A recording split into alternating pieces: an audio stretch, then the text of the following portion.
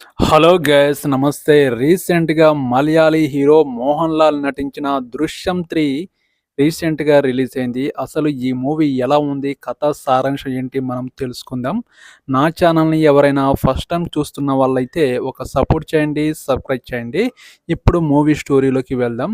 ఈ cinema part 1, 2తో పోలిస్తే ఈ 'దృశ్యం 3' కొంచెం ఇమేజ్ అనేది తగ్గిందని చెప్పొచ్చు. ఎందుకంటే పార్ట్ 1, 2తో పోలిస్తే ఈ సినిమా కొంచెం యావరేజే. పార్ట్ 1, 2 చాలా థ్రిల్లింగ్ ఎలిమెంట్స్ ఉంటాయి. కానీ ఇందులో మాత్రం ఆ ఎలిమెంట్స్ మిస్ అవ్వడం జరిగింది. అసలు డైరెక్టరు ప్రేక్షకులకి ఏం చెప్పాలనుకున్నాడు అనేది ఈ సినిమాలో స్లో నరేషన్‌లో చూపించడం జరిగింది. ప్రేక్షకులు కూడా కోరుకునేది ఈ సినిమాలో థ్రిల్లింగ్ ఎలిమెంట్స్ మాత్రమే.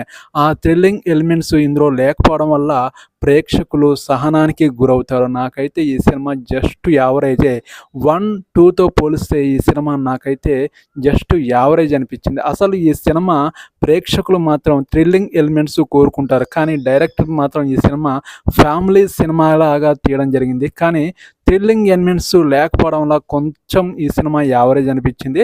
అసలు ఈ సినిమా మన తెలుగులో హీరో వెంకటేష్ గారు చేయకపోవడమే బెటర్. ఎందుకంటే ఈ సినిమా పార్ట్ 1, 2తో పోలిస్తే ఈ సినిమా అస్సలు బాగలేదు.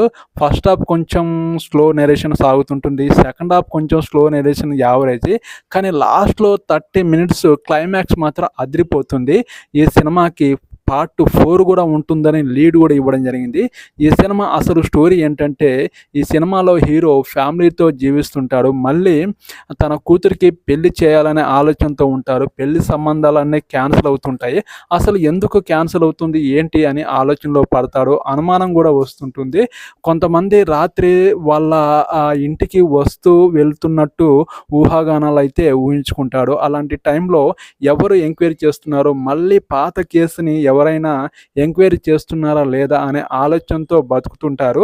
ఈ సినిమాలో ఇంటర్వెల్‌కి ముందు ఒక కొత్త వ్యక్తి ఎంటర్ అవ్వడం వల్ల ఈ సినిమా నెక్స్ట్ ఏం జరగబోతుంది అని డైరెక్టర్ హింటెన్స్ ఇవ్వడం జరిగింది కూడా. కానీ సెకండ్ హాఫ్‌లో మాత్రం మళ్ళీ అదే స్టోరీ రిపీట్ చేయడం వల్ల ప్రేక్షకులు సహనానికి గురవుతారు. మళ్ళీ లాస్ట్‌లో క్లైమాక్స్ 30 మినిట్స్ ఈ సినిమా హైలైట్‌లోకి వెళ్ళిపోయింది.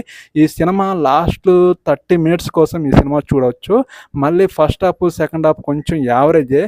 ఫస్ట్ పార్ట్ 2తో పోలిస్తే ఈ సినిమా జస్ట్ యావరేజే. మన తెలుగు సినిమాల్లో హీరో వెంకటేష్ గారు చేయకపోవడమే బెటర్ అయింది. నాకైతే ఈ సినిమా జస్ట్ యావరేజే.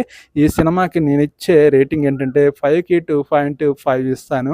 ఈ సినిమా ఒక్కసారి చూడడానికి ట్రై చేయొచ్చు. జస్ట్ యావరేజ్‌తో ఈ సినిమా నెక్స్ట్ పార్ట్ 4తో ఉండబోతుందని లాస్ట్‌లో లీడ్ కూడా ఇవ్వడం జరిగింది. మీరేమంటారు ఈ సినిమా మీద? కామెంట్ సెక్షన్‌లో కామెంట్ చేయండి. తప్పకుండా నా ఛానల్‌ని ఒక్కరైనా సపోర్ట్ చేయండి, సబ్స్క్రైబ్ చేయండి ప్లీజ్. మరో మూవీ రివ్యూతో మీ ముందుకొస్తాను. Okay, bye.